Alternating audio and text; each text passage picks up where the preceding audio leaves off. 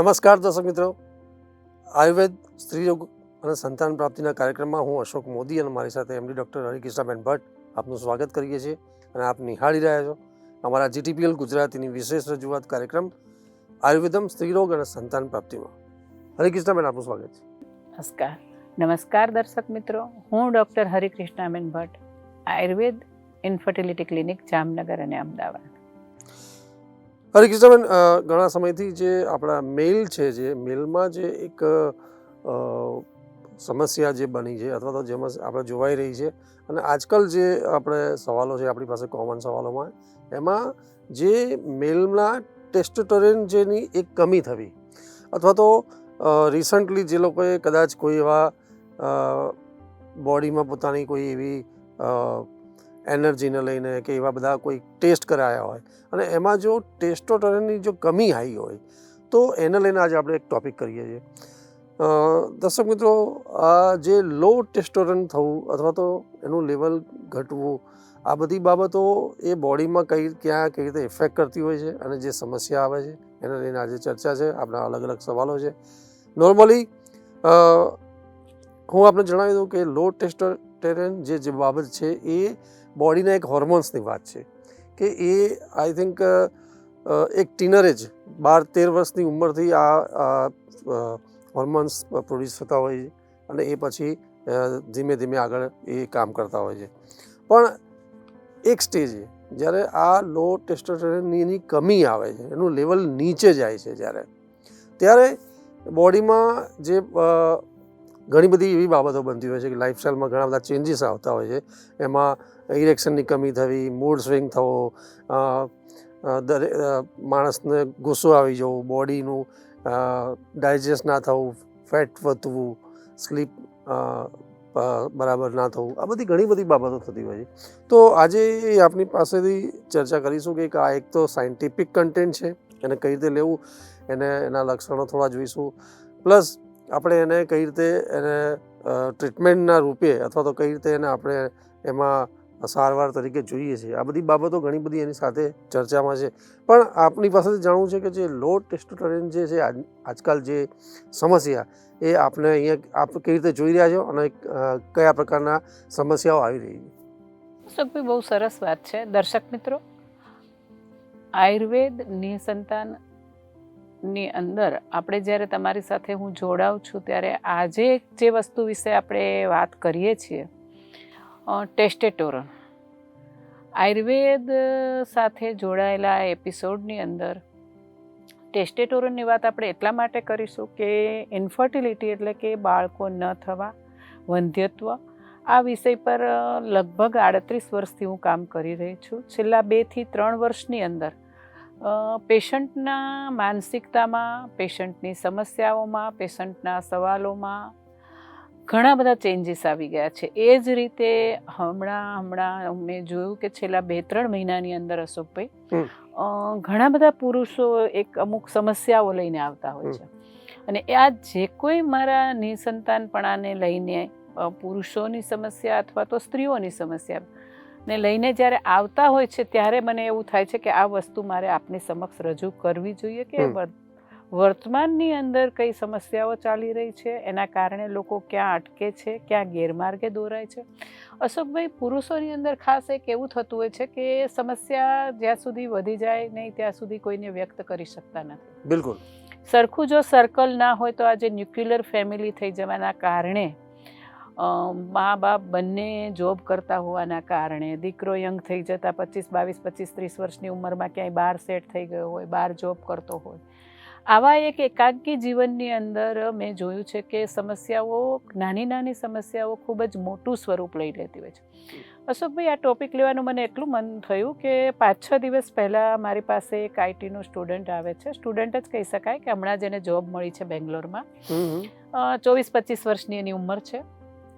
બહુ જ નાની ઉંમર છે, હજી મેરેજ પણ નથી થયા. પણ એણે આવીને એવી અમારા ટીમમાં ડૉક્ટર ઈશાન મહેતા પાસે એક સમસ્યા મૂકી કે મારો મૂડ સતત ખરાબ રહે છે, કે હું જોબમાં પૂરું મારું પ્રેફરન્સ નથી કરી શકતો, મને જોબ સેટિસ્ફેક્શન નથી થતું, મારી સ્કિન લબડી જાય છે, હું મારે જે વાત વ્યક્ત કરવી હોય એ હું કરી નથી શકતો. એટલે બહુ જ સીધી ભાષામાં કહીએ આપણે તો કોન્ફિડન્સ લેવલ લો થઈ ગયું છે. હમ. એ મારી પાસે અશોકભાઈ લગભગ 15-20 મિનિટ બેઠા એ ભાઈ, નામ તો નહીં આપું હું, અને એણે 15-20 મિનિટની અંદર એકની એક વાત લગભગ 10 વખત દોહરાવી, હે ને. એટલે જે વસ્તુને રજૂ કરવામાં આપણને વારંવાર એક વસ્તુ જ્યારે રજૂ કરે છે, એક કોન્ફિડન્સની ખામી હોય છે. એટલે ટેસ્ટોસ્ટેરોન ત્યારે મને વિચાર આવ્યો કે ભાઈ આના આપણે રિપોર્ટ કરાવો કે ના કરાવો, પણ આના ટેસ્ટોસ્ટેરોનની કમી છે. કારણ કે એની સ્કિન લબડેલી હતી, કોઈ એટીટ્યૂડ નહીં, પર્સનાલિટી જે એની હોવી જોઈએ, એક 5 ફૂટ 7-8 ઇંચ જેટલી એની હાઇટ હશે, વ્યવસ્થિત રીતે બોડી પણ વધારે નહોતું, છતાં પણ એની ચાલવાની હાલવાની ઢબ, અંદર ચેમ્બરમાં પ્રવેશવાની ઢબ જોઈને આપણને એમ લાગે કે નખાઈ ગયો છે, જેને આપણે કહીએ કે થાકી ગયેલો, હારી ગયેલો એક માણસ છે. એ આવીને પરાણે ખુરશી પર બેઠો હોય અને કહેતો હોય કે મેડમ હવે તો જિંદગીથી હારી ગયો છું, આ બધા પ્રશ્નથી બહુ જ કંટાળી ગયો છું, કે મને સારામાં સારી જોબ મળી છે, સારામાં સારું પેકેજ છે મારી પાસે, પણ હું એ વસ્તુ પૂરી કરી શકતો નથી, કે હું ત્યાં એને જે રજૂ કરવું જોઈએ, એક પોતાની રજૂઆત મૂકવી જોઈએ. કારણ કે અશોકભાઈ, કોઈ પણ વસ્તુની રજૂઆત તમે કોન્ફિડન્સ લેવલ ઉપર આધાર રાખે છે. જ્યાં સુધી તમારું કોન્ફિડન્સ લેવલ એક ના હોય ત્યાં સુધી તમે તમારી વાતને વ્યક્ત નથી કરી શકતા, હે ને. તો અને એના કારણે પછી એ મૂંઝવણ પુરુષોમાં વધતી જાય છે, કારણ કે સર્કલ નથી, એક લિમિટેશન આવી જાય છે મધર ફાધર સાથે, કારણ કે સિંગલ ચાઇલ્ડ છે.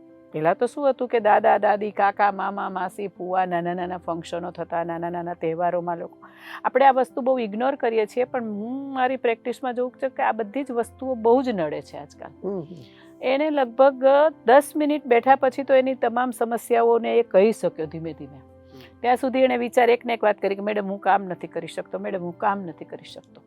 પરંતુ આ બધી જ વસ્તુઓ, દર્શક મિત્રો, આજકાલ ખૂબ જ સામાન્ય બની ગઈ છે, કારણ કે પુરુષોની અંદર એક હોર્મોન્સના ઘણા બધા 2 થી 3 હોર્મોન્સ હોય છે. જે રીતે સ્ત્રીઓનું શરીર પણ હોર્મોનલ બેલેન્સથી જ રિએક્ટિવ થાય છે અથવા એક્ટિવ થાય છે, એ જ રીતે પુરુષોનું શરીર પણ હોર્મોન્સ નાનપણથી જ હોય છે. એવું નથી હોતું કે હોર્મોન્સ નથી હોતા, નાનપણથી જ હોય છે, પણ એના જ્યારે એનો યોગ્ય સમય આવે છે ત્યારે એક્ટિવ થતા હોય છે. બિલકુલ. અને દર્શક મિત્રો, ઘણી બધી વસ્તુઓ આપણને કુદરતે એટલી બધી બક્ષિસ રૂપે આપેલી છે કે આપણને ખ્યાલ જ નથી હોતો કે આપણું શરીર કઈ રીતે ચાલે છે, એનું તંત્ર કોણ ચલાવે છે, આપણું બ્રેન કઈ રીતે ચાલે છે. તો ટેસ્ટોસ્ટેરોન એક એવી વસ્તુ છે અશોકભાઈ કે બ્રેનમાં જે 2 ગ્રંથિ નાની નાની આવેલી હોય છે, એક તો હાઇપોથેલેમસ છે, એક પિટ્યુટરી ગ્લેન્ડ છે. આ બંનેના રોલ બહુ જ મહત્વના છે. શેના માટે? ટેસ્ટોસ્ટેરોન માટે. તો આ જે ટેસ્ટોસ્ટેરોન છે એ એક એવું એની ફેક્ટરી છે આપણા બોડીની અંદર. હવે એ ફેક્ટરીનું જો સંચાલન કરનાર બરાબર ના હોય, એની અંદરથી થતા જે સ્રાવ છે એ પ્રોપર થવાના જ નથી. એટલે આ જે કુદરતે આપેલી અમુક એવી વસ્તુઓ છે કે જેને આપણે અવગણીએ છીએ, અથવા તો જેને જાણે અજાણે આપણે જેનો કઈ રીતે થાય છે, શું છે, આપણે જાણી નથી શકતા. તો અશોકભાઈ, જે મેઇન આની અંદર હોય છે કે હાઇપોથેલેમસની જે ગાંઠ છે, હાઇપોથેલેમસ જે અંતઃસ્રાવી ગ્રંથિઓ છે, આ બધી બહુ જ નાની નાની ગ્રંથિઓ છે, મટર જેવડી છે, એનાથી થોડી મોટી છે, પણ આ બધી જ ગ્રંથિઓના કામ બહુ જ મોટા મોટા છે. આખા શરીરનું તંત્ર કઈ રીતે ચલાવવું, આયુર્વેદની અંદર પણ આનું વર્ણન છે. આયુર્વેદમાં નથી એવું નથી. આયુર્વેદની અંદર દોષો અને ધાતુઓની અંદર જે છેલ્લી ધાતુ શુક્ર કઈ છે, આ શુક્ર ધાતુ સાથે જ આપણે ટેસ્ટોસ્ટેરોનનું લેવલ લઈ શકીએ છીએ. તો આ જે વસ્તુ છે અશોકભાઈ, હાઇપોથેલેમસ જેમ જેમ જરૂર પડતા પિટ્યુટરી ગ્લેન્ડ્સને આદેશ આપે છે, હુકમ કરે છે, ઓર્ડર આપે છે કે ભાઈ હવે મારે ટેસ્ટોસ્ટેરોનની જરૂર છે, પ્રોડક્ટ કરો. હે ને? આપણે કંઈ જાણતા નથી, કોઈ પુરુષને કોઈ સ્ત્રીને કાંઈ જ ખબર નથી પડતી કે આપણું શરીર, આપણું બ્રેન ક્યાં વર્ક કરી રહ્યું છે. કુદરતે કઈ કઈ વસ્તુઓ આપણા શરીરની અંદર, કેવા કેવા કારખાનાઓ, કેવી કેવી ફેક્ટરીઓ મૂકેલી છે. અને પછી એ જ્યારે પિટ્યુટરી ગ્લેન્ડ્સને કહે છે ત્યારે અશોકભાઈ, પિટ્યુટરી ગ્લેન્ડ્સ છે એ ડાયરેક્ટ ફેક્ટરીમાં ઓર્ડર આપે છે કે આ બોડીને આટલો જથ્થો જોઈશે, અને એનું જે પ્રોડક્શન છે એ પ્રોડક્શન પછી ફેક્ટરીમાં થાય છે. એટલે પિટ્યુટરી ગ્લેન્ડ્સ માત્ર માધ્યમ છે. ઓર્ડર કરનાર, મેઇન એને હેન્ડલ કરનાર હાઇપોથેલેમસ છે. હાઇપોથેલેમસમાંથી વચેટિયા આપણે જેને કહીએ છીએ એ રીતે પિટ્યુટરી ગ્લેન્ડ્સ વર્ક કરે છે. અને જ્યાં પ્રોડક્શન થાય છે, ખાસ કરીને પુરુષોના ટેસ્ટિકલ, બંને ટેસ્ટિસની અંદર અશોકભાઈ ટેસ્ટોસ્ટેરોનનું પ્રોડક્શન થાય છે. 90% જેટલું જે ટેસ્ટોસ્ટેરોનનું પ્રોડક્શન છે એ બંને ટેસ્ટિસમાં થાય છે અને 10 થી 15% જેટલું જે પ્રોડક્શન છે એ અધિવૃષણ ગાંઠ એટલે એડ્રિનલ ગ્લેન્ડ્સ જેને કહીએ છીએ આપણે એમાં થતું હોય છે. તો આ જે વસ્તુ છે કે જે ઘણી વખત અશોકભાઈ વચ્ચે એક વાત કરી દઉં કે પ્રોસ્ટેટનો પ્રશ્ન પુરુષોને એ જ થતા સતાવતો હોય છે ને, તો એ એડ્રિનલ ગ્લેન્ડ્સના કારણે છે. એના કારણે ટેસ્ટોસ્ટેરોન લેવલ ડિસ્ટર્બ થાય છે, એટલા કારણે પુરુષોનું માઇન્ડ ડિસ્ટર્બ થાય છે. એટલે કહેવાનો અર્થ એવો છે કે આજકાલની જે સમસ્યાઓ છે એ લો ટેસ્ટોસ્ટેરોનને લઈને આવતી હોય છે. એમાં આપણે રિપોર્ટ કરાવવાની પણ જરૂર રહેતી નથી. ઘણા બધા સિમ્ટમ્સો એવા છે, જેમ કે આપણે જોઈએ તો ટેસ્ટોસ્ટેરોન લેવલ લો હોય એવા પુરુષો છે એની ચાલમાં કોઈ ઢંગ ના હોય. બિલકુલ. એની સૌથી પહેલી છે કે આપણે જેમ વાત કરી એમ કે એની સેક્સ ડ્રાઈવ, સેક્સ ડિઝાયર બહુ જ ઓછી થઈ જવી. બિલકુલ. હે ને, સેક્સ ડિઝાયર નાની ઉંમરમાં ઓછી થઈ જવી, ઇરેક્શન ઓછું થઈ જવું, આ બે મેઇન વસ્તુઓ જે પુરુષોના લાઈફની છે, બંને જ વસ્તુઓ આજકાલ આપણે જોઈએ તો 30-35 વર્ષ પહેલાં જ આ બધી વસ્તુઓ આજકાલ અમુક કક્ષાના પુરુષો કે જે હાઈલી એજ્યુકેટેડ છે, બિલકુલ, હે ને, કે જે વર્ક ઓરિએન્ટેડ છે, એ લોકોમાં આ પ્રશ્ન, આ સમસ્યાઓ વધારે જોવા મળતી હોય છે. એટલે કે લો ટેસ્ટોસ્ટેરોન માટે આપણે જોઈએ ઘણી વખત અશોકભાઈ લો ટેસ્ટોસ્ટેરોનના કારણે તમારી સ્કિન લબડી પડતી હોય છે. સ્કિનની અંદર એક ટાઇટનેસ જોઈએ, એક આભા જોઈએ, એક ઓજ જોઈએ, એ ઓજ રહેતું નથી લો ટેસ્ટોસ્ટેરોનની અંદર. બીજું, નિર્ણય શક્તિ નથી રહેતી અશોકભાઈ. આપણે પુરુષોને પૂછીએ, હું તો ઘણી વખત નાડી જોઈને પણ નિદાન કરું છું, કારણ કે મારા પપ્પા નાડી વૈદ્ય હતા, તો એના પાસે હું નાનપણમાં શીખેલી છું. તો ત્યારે આપણને એની વાયુની નાડી જોઈને ખબર પડે કે કોઈ નિર્ણય લેવામાં એને બહુ જ સમય લાગી જતો હોય. તો નિર્ણય લેવાની શક્તિ પણ ટેસ્ટોસ્ટેરોન ઉપર ડિપેન્ડ કરે છે કે પુરુષોમાં જ્યારે એક ટેસ્ટોસ્ટેરોન લેવલ લો થાય છે ત્યારે એની નિર્ણય લેવાની શક્તિ ઘટી જાય છે. એક જ વસ્તુની રજૂઆત જે એક કોન્ફિડન્સપૂર્વક કરવી જોઈએ એ નથી કરી શકતો. એક જ વસ્તુને 2 વાર, 5 વાર, 10 વખત રિપીટ કરતા હોય છે.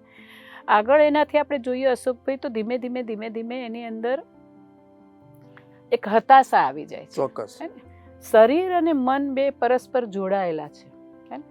શરીરની અંદર જ્યારે તકલીફ થાય છે અશોકભાઈ, ત્યારે પછી આપણું મન છે એ વિચલિત થાય છે, મન છે ડામાડોળ થાય છે. અને ખાસ કરીને ટેસ્ટોસ્ટેરોન લેવલ જ્યારે નીચું થાય છે ત્યારે ખાસ પુરુષોનું મન સખત ડામાડોળ થઈ જતું હોય છે.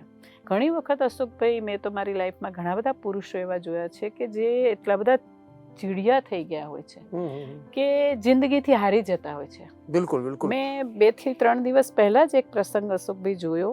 હું એક સામૂહિક પ્રસંગમાં ગઈ હતી અને ત્યાં એક નાની એવી વાતમાં એક ભાઈ બહુ જ ઉગ્ર થઈ ગયા અને પછી એ વાતનો એને અફસોસ પણ ખૂબ થયો. આ બધી જ વસ્તુઓ એવું દર્શાવે છે કે સામાજિક ચિત્ર આપણું જે છે પુરુષોનું આપણી પાસે, એની અંદર all over testosterone level down થઈ ગયું છે. એના કારણે ચીડિયાપણું વધી ગયું છે. પુરુષોના હોર્મોન્સ બગડવાના કારણે એક નિર્ણય શક્તિ નથી રહેતી. તો આ લો ટેસ્ટોસ્ટેરોનના જ્યારે લક્ષણ દેખાય છે દર્શક મિત્રો, ત્યારે એ ખરેખર જો નાની ઉંમર હોય, યંગ એજ હોય, તો એના માટેના ઉપાયો આપણે કરવા બહુ જ જરૂરી રહે છે. બહુ જ ખૂબ સુંદર તમે અગત્યનો મહત્વનો આજે ટોપિક આપણે કર્યો છે. અને જોયું છે કે આજે એક તો લાઈફસ્ટાઈલમાં જ્યારે એક મેલ જે કેરેક્ટર છે બધા, એ એટલા બધા સેન્સિટિવ છે અને સ્ટ્રેસમાં રહેતા હોય છે. અને એમાં આજે તમે વાત કરી કે જે આ એક સાયન્ટિફિક બાબત છે કે જે શરીરમાં લો ટેસ્ટોસ્ટેરોનની જે સમસ્યા થવી અને એના જે જે બધે પ્રભાવ થતા હોય છે શરીરમાં અસરો, એ જબરદસ્ત તમે તમારી વાતમાં કહેવાનો પ્રયત્ન કર્યો, કેસીસ તમે જોયા. પણ આપણે થોડી પ્રાઇમરી સ્ટેજની બી વાત કરીશું, એમાં એના ટ્રીટમેન્ટ સુધી થોડી જવાની કોશિશ કરીએ કે એમાં ઓપ્શન આપણે બીજા શું કરી શકીએ છીએ, કે એવા લાઈફસ્ટાઈલમાં બીજા શું ચેન્જીસ કરી શકાય. અને આ એક ડેફિનેટલી સાયન્ટિફિક બાબત તો છે જ. તો એમાં એ લોકોએ કેટલી બાબતો એવી એડ કરવી જોઈએ લાઈફમાં કે ભાઈ ફિઝિકલ એક્ટિવિટીઝ કેટલી વધારવી જોઈએ, ડાયટમાં શું ચેન્જ કરવું જોઈએ, અથવા તો એમને જે બીજા સ્લીપિંગની જે બાબત છે કે અમુક જે એ લોકોને જે એફર્ટ્સ કરવા જોઈએ કે જે આમાંથી બહાર આવી શકે. મેડિસિનમાં પણ એમના ડૉક્ટર જોડે શું કન્સર્ન કરવું જોઈએ, ડૉક્ટરે પણ આ બધી બાબતો મેડિસિનમાં આગળ કેવી રીતે જવું. તો પ્રાઇમરી સ્ટેજ ઉપર આપણે એક થોડા ટ્રીટમેન્ટ જેવી વાત કરીએ, ઓપ્શન શું કરી શકીએ? બહુ સરસ વાત છે અશોકભાઈ કે જ્યારે એક લો ટેસ્ટોસ્ટેરોન આવે છે તો સૌથી પહેલાં તો જ્યારે આપણી પાસે એક જે તે વ્યક્તિને ખ્યાલ આવે છે અથવા તો ડૉક્ટર પાસે જાય છે અને ખબર પડે છે કે ટેસ્ટોસ્ટેરોન લેવલ લો છે, તો સૌથી પહેલાં અશોકભાઈ એની આપણે અમુક પ્રકારની ટ્રીટમેન્ટો શરૂ કરવી પડે છે. પરંતુ ટ્રીટમેન્ટ શરૂ કરતાં પહેલાં એની લાઈફસ્ટાઈલ ચેન્જ કરવાની હોય છે કે જીવનની અંદર એને જે રીતથી જે પદ્ધતિથી જીવે છે એ પદ્ધતિમાં તો ક્યાંય કોઈ વસ્તુ, કારણ કે આયુર્વેદની અંદર નિદાન પરિવર્જનમ સૌથી મોટું ચિકિત્સા સૂત્ર અમારા શાસ્ત્રમાં આપેલું છે કે નિદાન પરિવર્જન કરો. એટલે જે રીતની લાઈફસ્ટાઈલના કારણે એનું ટેસ્ટોસ્ટેરોનનું લેવલ ડાઉન થયું છે એ લાઈફસ્ટાઈલ આપણે ચેન્જ કરીને એને અપ લાવવાનું છે. તો આની અંદર અશોકભાઈ આપણે જોઈએ તો સૌથી પહેલાં જ આપણે જ્યારે જોઈએ તો ટેસ્ટોસ્ટેરોન લેવલ ડાઉન થવાનું મુખ્ય કારણ બેઠાડું જીવન પણ હોય છે, એકાંકી અને બેઠાડું જીવન. તો આ જે વસ્તુઓ છે અશોકભાઈ, અને ટેસ્ટોસ્ટેરોન લેવલના જે લક્ષણો છે આયુર્વેદની અંદર ઓજોક્ષય, રસધાતુ ક્ષય અને શુક્રક્ષય, આ બધી જ વસ્તુઓને આપણે સંમિલિત કરીએ તો એ અને ટેસ્ટોસ્ટેરોન લેવલના જે લો ટેસ્ટોસ્ટેરોનના જે સિમ્ટમ્સ છે આ બધા લગભગ મળતા આવતા હોય છે, હે ને? કારણ કે શુક્ર ધાતુ જે છે એ આખા શરીરનો સાર કીધેલો છે, બિલકુલ. હે ને? અને એવું નથી કે પુરુષોમાં જ માત્ર ટેસ્ટોસ્ટેરોન હોય છે, સ્ત્રીઓની અંદર પણ લિમિટેશન બહુ જ ઓછી માત્રાની અંદર ટેસ્ટોસ્ટેરોનનું પ્રમાણ હોય છે કે જે એને સેક્સ્યુઅલ ડિઝાયર માટે પ્રયત્ન હોય છે. એટલે સ્ત્રીઓની અંદર પણ ટેસ્ટોસ્ટેરોનનું લેવલ એક જળવાઈ રહેવું જોઈએ, પુરુષોની અંદર પણ ટેસ્ટોસ્ટેરોનનું લેવલ જળવાઈ રહેવું જોઈએ. અગાઉ જે મેં અશોકભાઈ સિમ્ટમ્સ કયા આપણને, એમાંના જ્યારે મેક્સિમમ સિમ્ટમ્સ આપણને જો દેખાતા હોય પુરુષોની અંદર, તો એના ટેસ્ટોસ્ટેરોન માટે આપણે સૌથી પહેલાં એની લાઈફસ્ટાઈલ ચેન્જ કરવી જોઈએ. બિલકુલ. સૌથી પહેલાં તો અશોકભાઈ એક કાઉન્સેલિંગ દ્વારા અથવા ઘરના વડીલો દ્વારા, ઘરના સભ્યો દ્વારા એક કોન્ફિડન્સ લેવલ અપ કરવું જોઈએ, હે ને? કે એક કોન્ફિડન્સ લેવલ જ્યારે એના ડાઉન થઈ જાય છે ત્યારે અશોકભાઈ જે ચીડિયાપણું આવે છે ને, એ ચીડિયાપણું ફરી અગેન એના લો ટેસ્ટોસ્ટેરોનનું કારણ બને છે. કારણ કે ચીડિયાપણાની અંદર એનું મન સ્થિર નથી રહેતું, અસ્થિર મન થઈ જતું હોય છે. અને અસ્થિર મનની અંદર અશોકભાઈ ઊંઘ નથી આવતી. એટલે સ્લીપ પણ એક બહુ મહત્ત્વનું કારણ છે કે જ્યારે તમારું ટેસ્ટોસ્ટેરોન લેવલ લો હોય તો તમારે સ્લીપની પેટર્ન ખૂબ જ સારી કરવી પડે. ચોક્કસ. સ્લીપ જે છે તમારી સાઉન્ડ સ્લીપ થવી જોઈએ. કુદરતી રીતે જ 8 થી 10 કલાકની ઊંઘ લેવી બહુ જ જરૂરી છે. દર્શક મિત્રો, મેં એક ઇન્ટરવ્યૂની અંદર મેં અશોકભાઈ ક્યાંક સાંભળ્યું છે કે ટેસ્લે ના માલિકે પણ એક વખત કહ્યું હતું કે મારી ઊંઘ ખૂબ જ ઓછી થઈ ગઈ હતી અને એના કારણે એ નાના આવી સમસ્યાઓ, ચીડિયાપણું, બેદરકારી, નિર્ણય ન લેવો, ત્યારે એણે એક સીધી માત્ર સ્લીપ પેટર્ન બદલવાના કારણે ફરી પોતાની લાઈફને અગ્રેસિવ કરી હતી. જો આવા મોટા માણસોને પણ આવી નાની વાતો માર્ક કરતી હોય તો સામાન્ય માણસોને તો થવાની જ છે. તો સૌથી પહેલાં દર્શક મિત્રો, જ્યારે આપણને લાગે કે લો ટેસ્ટોસ્ટેરોન લેવલ છે તો આપણે ઊંઘની પેટર્ન, બહુ જ સાદી ભાષામાં, જે આપણા વહેલા ઊંઘી જવું અને વહેલા ઉઠી જવું, આ એક બહુ જ સારી વાત છે. બ્રહ્મ મુહૂર્તમાં જો અશોકભાઈ આપણે ઉઠીને ઊંડા શ્વાસ લઈએ છીએ અથવા અમુક પ્રકારની લોઅર એબ્ડોમિન એક્ઝર્મેશન, પેટથી નીચેના ભાગની જે પગની એક્સરસાઇઝ હોય છે, એક આ અને એક વેઇટ લિફ્ટિંગ, આ બે એક્સરસાઇઝ એવી હોય છે કે જે તમારા ટેસ્ટોસ્ટેરોન લેવલને કુદરતી રીતે વધારે છે. એની અંદર તમે ના સપ્લિમેન્ટ લો તો પણ એ તમારા ટેસ્ટોસ્ટેરોન લેવલને વધારવાની અંદર એ અંતઃસ્રાવી ગ્રંથિઓને એટલો સપોર્ટ કરે છે કે એનાથી તમારું લેવલ ધીરે ધીરે વધતું જાય છે. ફૂડની અંદર અશોકભાઈ આપણે જોઈએ તો ઘણા બધા ફૂડો એવા હોય છે કે જેની અંદર, કારણ કે ટેસ્ટોસ્ટેરોન લેવલ વધારવા માટે મેગ્નેશિયમ બહુ ઉપયોગી છે. આડકતરી રીતે આપણે મેગ્નેશિયમ રીચ ફૂડ લઈએ, મેગ્નેશિયમ રીચ કોઈ સપ્લિમેન્ટ લઈએ તો પણ આપણા ટેસ્ટોસ્ટેરોન લેવલ વધવાની શક્યતાઓ રહે છે. અને આનાથી આપણે જોઈએ કે ટેસ્ટોસ્ટેરોન લેવલના બહુ જ જ્યારે એક માત્રા કરતાં વધારે પ્રમાણમાં લો હોય ત્યારે લાઈફસ્ટાઈલની અંદર ગ્રીન વેજીટેબલ પણ લેવા જોઈએ આપણે. નોનવેજની અંદર અશોકભાઈ ફેટી ફિશ, નો એ લોકોએ કીધેલું હોય છે કે ભાઈ ફેટી ફિશ લેવાથી પણ ટેસ્ટોસ્ટેરોન લેવલ ક્યારેક અપ થાય છે. કોકો પાવડર પણ અશોકભાઈ એક એવું છે કે તાત્કાલિક મૂડ ફ્રેશ કરનાર વસ્તુ છે, બિલકુલ, તો બિલકુલ. એ પણ તમે લઈ અને તમારું ટેસ્ટોસ્ટેરોન લેવલ અપ કરી શકો છો. પરંતુ આડેધડ યુટ્યુબમાં કે સર્ચ કરી અને આપણે ઘણા બધા extra protein powder, extra nutritions powder, extra energy drinks, આ બધું લેવાથી ટેસ્ટોસ્ટેરોન લેવલ ક્યારેય વધતું નથી. ખાસ દર્શક મિત્રો ધ્યાન રાખજો, ટેસ્ટોસ્ટેરોન લેવલ જ્યાં સુધી તમારી ફિઝિકલ એક્ટિવિટી અને સ્લીપ આ બેનું બેલેન્સ નહીં થાય ત્યાં સુધી તમે ગમે તેટલા સપ્લિમેન્ટ લેશો તો એ તમારા ટેસ્ટોસ્ટેરોન લેવલને હાઈ નહીં કરી શકે. તો સૌથી પહેલી વસ્તુ છે સમયસર ઊંઘો અને સમયસર ઉઠો. આ વસ્તુ જ્યારે જળવાશે તો તમારા કોઈ પણ લીધેલા સપ્લિમેન્ટ્સ તમને મદદરૂપ થશે. ગ્રીન વેજીટેબલ્સ છે જેની અંદર મેગ્નેશિયમ રીચ છે, ઝીંક રીચ છે. ઝીંક પણ અશોકભાઈ ટેસ્ટોસ્ટેરોન લેવલના અમુક હદ સુધી ઉપયોગ કરવામાં આપણને ઘણો મદદરૂપ થતો હોય છે. પણ અમુક આપણી ઘણી એવી હેબિટો પણ હોય છે કે જે આપણને ટેસ્ટોસ્ટેરોન લેવલને અપ ન થવા દે. જેમ કે સ્મોકિંગ હોય છે, વધારે થિંકિંગ કરવાની એક રીત હોય છે, અને એક વસ્તુ એવી હોય છે અશોકભાઈ કે અમુક માણસોનો એક નેચર થઈ જતો હોય છે કે દરેક પોઈન્ટને નેગેટિવ રીતે જ જોવે. બિલકુલ, હે ને. આજકાલ મેં જોયું છે, એક હસવાની વાત છે કે આજકાલ જે આઈટીના હોય છે જોબ વર્કરો, એ લોકોને એની અંદર એક એવું હોય છે કે દરેક એપ્લિકેશનની અંદરથી તમારે ખામી કાઢવાની. પછી એનો નેચર જ એવો થઈ જાય છે, એપ્રોચ જ એ થઈ જાય છે કે એ દરેક વસ્તુને નેગેટિવ જ જોઈએ કે આની અંદર આ તો નથી, શું છે એ તો જોવાનું જ નથી. કે ભાઈ કોઈ પણ એપ્લિકેશન કંપનીઓ નવી બનાવે છે તો એમાં શું ખોટ છે, શું ખામી છે.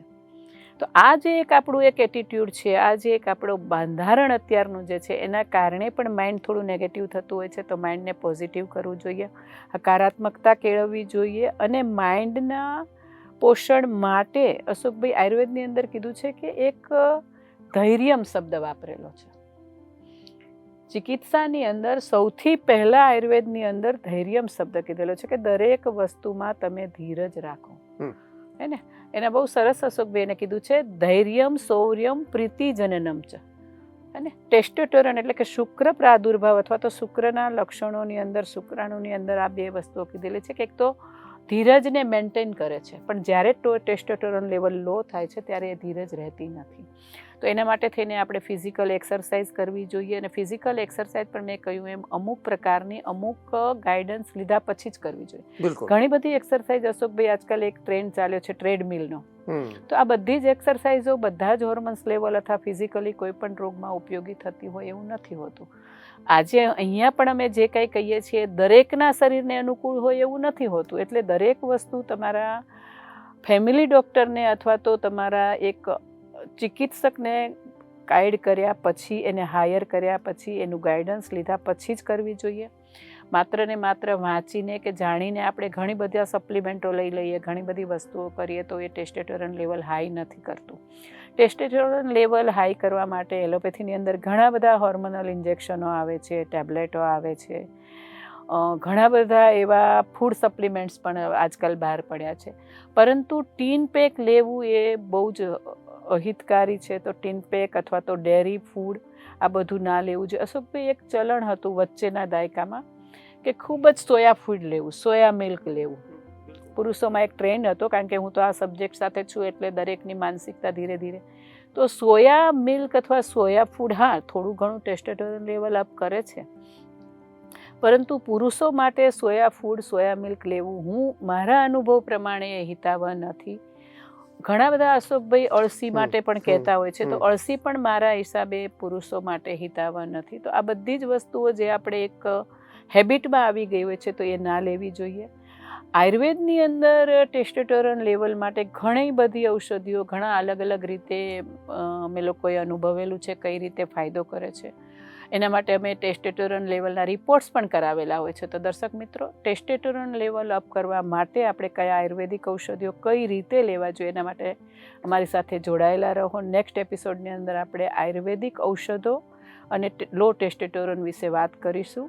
અને આજકાલ જે આ વધારે પડતી જે સમસ્યા છે એની અંદર બહુ જ સામાન્ય દવાઓ કરવાથી, બહુ જ આયુર્વેદિક ઔષધિયાઓ કરવાથી, ઘરમાં વપરાતા ઔષધિઓ પણ કઈ રીતે કામમાં આપશે એ પણ આપણે જોઈશું. તો અમારી સાથે જોડાયેલા રહેશો કે ટેસ્ટોસ્ટેરોન લેવલ જ્યારે લો હોય ત્યારે કઈ રીતે આયુર્વેદનો સહારો લેવો. હરિકૃષ્ણબેન, આપનો વિશેષ આભાર કે આ ટૉપિક ખૂબ જ અગત્યનો અને જે આજકાલ જે જોવાઈ રહ્યો આપણા સમસ્યાઓમાં, ત્યારે આ પ્રયત્ન જ એક હતો કે આ વસ્તુને આપણે લોકો સુધી એક સમજાવવાનો પ્રયત્ન કરીશું અને એમાં આપણે એમને આને માહિતગાર કરીશું. હજી પણ મને એવું લાગે છે કે નેક્સ્ટ એપિસોડમાં આજે આની થોડી જ વાત કરીશું અને વધુ આપણે એમના પ્રશ્નો લઈશું. અને એમાં સૌથી જે બેસ્ટ જે બાબત છે એમને કીધું કે એક તો ફિઝિકલ એક્ટિવિટીઝ આપણે વધારવી પડશે અને આપણી જે સ્લીપ છે એ ઇન્ક્રીઝ કરવાથી જ આ વસ્તુ એ ડેવલપ થશે.